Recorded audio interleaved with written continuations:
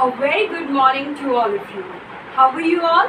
I hope that you all are fine and fit and you all are staying safe at your home. As you all know that I am your English teacher, Miss Priyanka. And in today's class, what we are going to learn, you all know this very well, right? So we are going to complete the exercise number E of chapter number 8, regular and irregular verbs, and then we will do a quick recap of this chapter so that you all can recall all the concepts of this chapter, regular and irregular verbs. We will talk about main verbs, we will talk about helping or auxiliary verbs, and then we will talk about the concept of regular and irregular verbs, right? So before moving towards the recapitulation, let us do the exercise which is left, that is exercise number E, right? It is given in your book. Complete the following table using the correct verb forms, right? You have to complete this table using the correct verb forms, right? So here we have the base form, next we have the past tense, and then we have the past participles, right? In the past tense, taught is given. What is this word? Repeat after me. Yes, it is taught. Taught is given here. So what will be the base form of taught? The base form will be teach. Base form will be teach. Teach, the past tense is taught and the past participle is also taught, right? Teach, taught, taught. Is it clear? Now we have the past participle lane. Now we have to write the base form. So what will be the base form? The base form will be lie. Base form will be lie. And the past tense is lay. Past tense is lay and the past participle here is lane. Is it clear? Next word, past tense is given road. R-O-D-E road. It is not that road, R-O-A-D. It is R-O-D-E road. So what will be the base form? The base form here will be ride. Now the past tense is rode and the past participle here will be ridden, right? Ride, rode, ridden. And all of you fill in the blanks with the help of pencil. This I am repeating again and again. Come to the next one. The base form of word here is draw. The base form of verb here is draw. Now what will be the past tense? The past tense will be drew and the past participle will be drawn, right? Draw, drew, drawn. Is it clear? Now let us move to the next one. Here the past tense is given froze. So what will be the base form? The base form will be freeze, froze, and the past participle is frozen, right?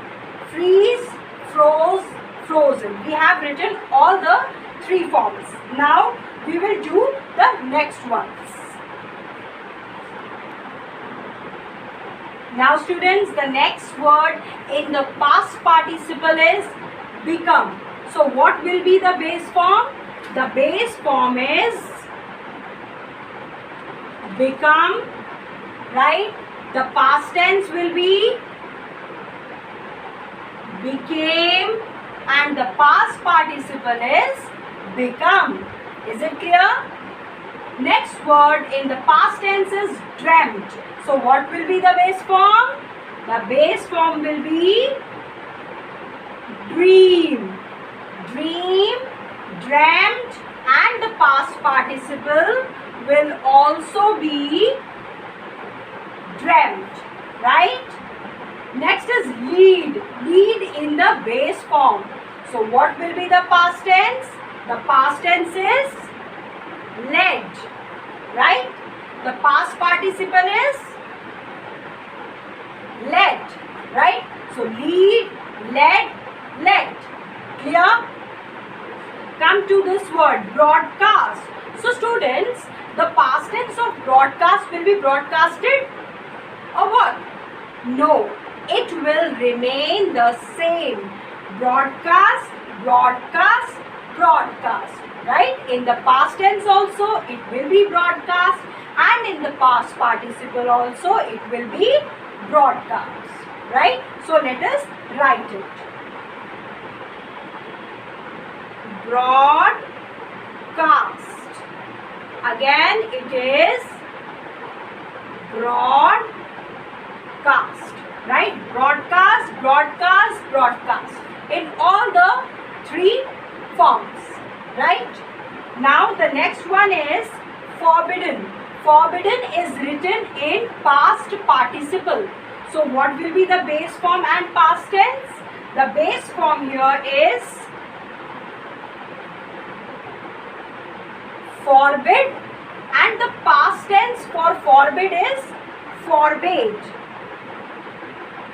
The past tense is forbade, and the past participle here is forbidden. Right?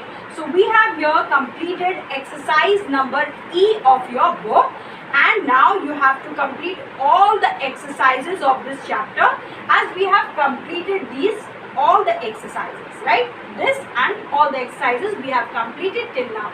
Now we will quickly recapitulate the concepts which were given in this chapter, so that you all can recall all the concepts and it become more clear to you all. Is it clear? Now students, let us recapitulate the concepts given in this chapter, regular and irregular verbs. In the beginning of the chapter, I told you that the verbs, yes, we say that the action words are the verbs. It is absolutely correct. But a verb has many other functions. What were the three functions that I told you? The three functions of verbs are: number one, what action takes place or what is done by a person or a thing. If I say Meera sings a song, here sings is verb, the action done by a person or a thing. Right? Next is, it tells about the noun. It tells what a noun is. If I am saying she is a teacher, here is telling that she is a teacher. So it is telling what a noun is. Right? This is the second function of the verb. Now if we move towards the third function of the verb, that is what are perception of a thing. Right? We talk about the perception. If I give you the example and I say the child appears to be alright. So here appears is telling our perception that it is appearing to be alright. So yes, it is correct that action words are verbs, but the verbs have many other functions. And just now I told you about the three other functions of verbs. Right? Now we discussed about the 5 forms of verbs. Right? Earlier we discussed? Yes. We discussed about the 5 forms of verbs. And what are the 5 forms of verbs? You tell me. Base form. Then second was past tense. Then we had past participle. Then we had ing. Right? We have ing form. And then we had to infinitive form. For example, in the base form, it is laugh. So in past tense, it will be laughed. Right? L-A-U-G-H-E-D. It will be laughed. And in the past participle also, it will be laughed. Right? In the ing form, it will be laughing. And with to infinitive, it will become to laugh. Right? So these were the basic 5 forms of the verbs that we use in English grammar. Is it clear? Yes.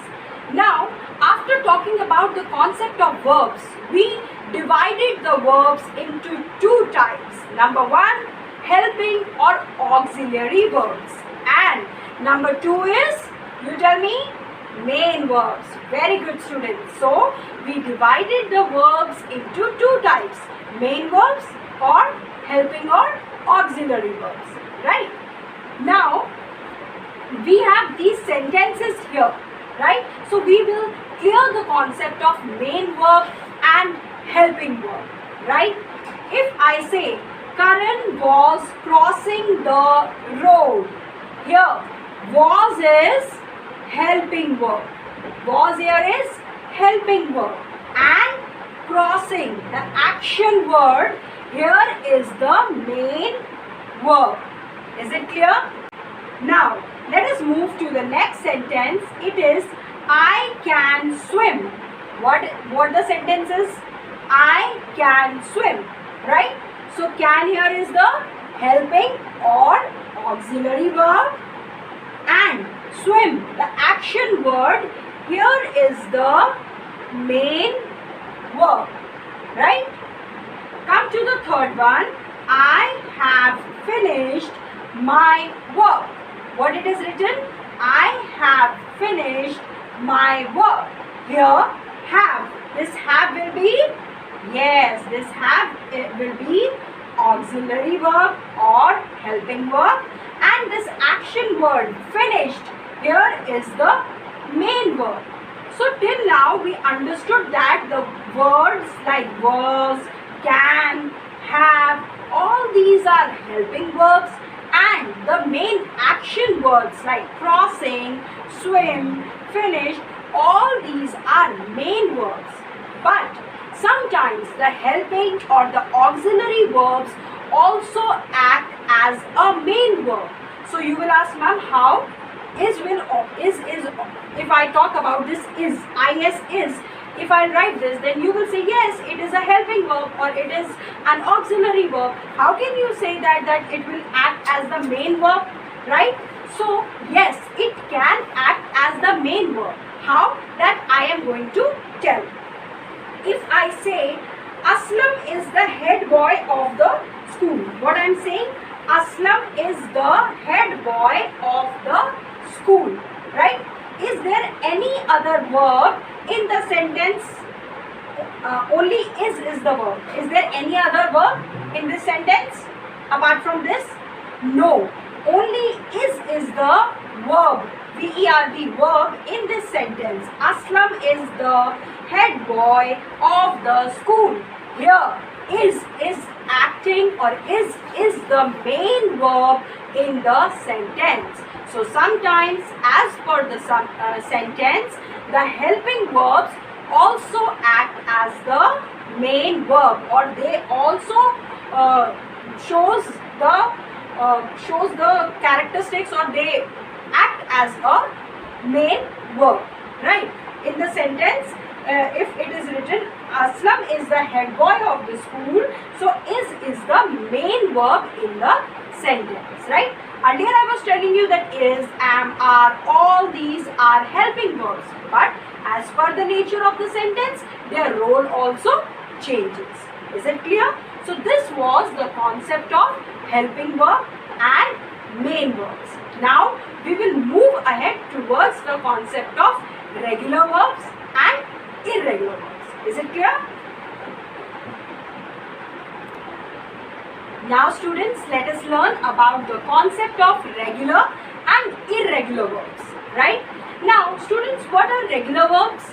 Regular verbs are the verbs that form their past tense or past participle by simply adding D or ED to it, right? Such verbs are known as regular verbs. For example, if I write the base form laugh, this is the base form laugh, and if I will say form the past tense and I will say past participle, so you will write laughed, and in the past participle also you will write laughed. So we have just added ed in making their past tense and past participles. So whenever the verbs which form their past tense and past participle by simply adding D or ED These verbs are regular verbs. These verbs are regular verbs. Whereas if we talk about irregular verbs, so as the word tell you, irregular, it means which is not regular, right? So if we talk about irregular verbs, it means we cannot form the past tense or past participle of irregular verbs by simply adding d or ed. It means we have to do something different, right? We can't simply add d or ed. So what we can do first is, there are various types to form the past participle or the past tense of irregular verbs, right? Not by simply adding d or ed, right? So what is the first type? The first type of irregular verbs are verbs with all the three forms identical. In the previous classes also I told you this concept that in the irregular verbs there are some verbs where all the three forms are identical, right? For example, I am talking about irregular verb, right? This is the base form, okay? This is past form and this is past participle, right? Or you can say past tense if you can say, right? So in all the three forms the word will remain same. If I give you example of cut, so in the past tense it will not be cutted, it will remain cut, and in the past participle also it will be cut, right? So there are some words which remain same, or which remain identical in all the three forms. This is the example of irregular verbs, right? Now if we talk about the second type of irregular verbs, then verbs with two identical parts, like if I say spend is the base form, and the past tense will be spent and the past participle will also be spent. Here the two forms are identical. So the second type of irregular verbs are verbs with two parts identical. These verbs can be either regular or irregular with a t suffix. See here the suffix is t, right? So we are here talking about the two identical parts. Earlier all the three parts were identical. Here now two identical parts are there, right? Now we talk about the third one, verbs with all three parts different. Now if we will form the past tense or we will form the past participle, then all the three parts will be different. For example, if I say go, so the past tense will be gold. No, it will be go, went and gone. Now you can see that all the three words are totally different. In the base form it is go, in the past tense it is went, and in the past participle it is gone, right? So here we talked about that how we can form the past tense or past participle for the irregular verbs. Means simply like the regular verbs we cannot add simply d or ed. No, in the irregular verbs there are words which remain same in all the three forms. There are words which remain same in the two forms, and there are verbs which become different in all the three forms, right? So this is the basic concept of regular and irregular verbs. I hope now the concept of regular and irregular verbs is clear to you. Main verb and helping verb is clear to you, and what verbs are. The main question is what verbs are. That is also clear to you. Now you have to complete all the exercises in the book. You will not write it in your notebook, and you will complete with the help of pencil.